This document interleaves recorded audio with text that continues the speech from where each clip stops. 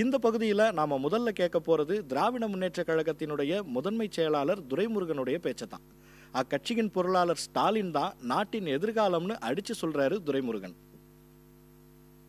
இந்த நமக்கு நாமே திட்டம் ஜெயலலிதாவினுடைய ஏகாதிபத்தியத்தை அழிக்கின்ற ஏவுகணை.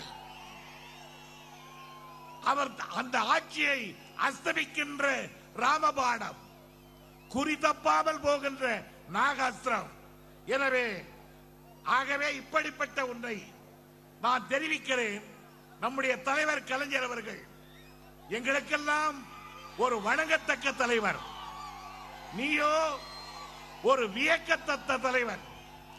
நான் இன்றைக்கு மனமகிழோடு பூரிப்போடு சொல்லுகிறேன், உன்னை விட வயதிலே மூத்தவர், 55 ஆண்டு காலத்துக்கு மேலாக இந்த இயக்கத்தில் இருக்கிறவர், இந்த கோடான கோடி லட்சக்கணக்கான மக்கள் முன்னால் ஒரு சபதத்தை சொல்லுகிறேன்.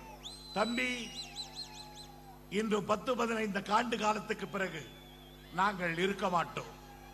ஆனால் இந்த 10-15 ஆண்டு காலத்துக்குள் தமிழகம் உன் கையில், செஞ்சாட்சி கோட்டை உன் கையில். என் மனதிலே உதிப்பதை சொல்லுகிறேன். 15 ஆண்டு காலத்துக்கு பிறகு நான் உன்னை காண இருக்க மாட்டேன். அப்பொழுது செஞ்சாட்சி கோட்டை அல்ல, டெல்லி செங்கோட்டையிலே வீட்டிருக்கக்கூடிய ஒரு காலம் உனக்கு வந்தே தீரும். இதை என் மனம், மொழி, என் உணர்வால் உன்னை வாழ்த்துகிறேன்.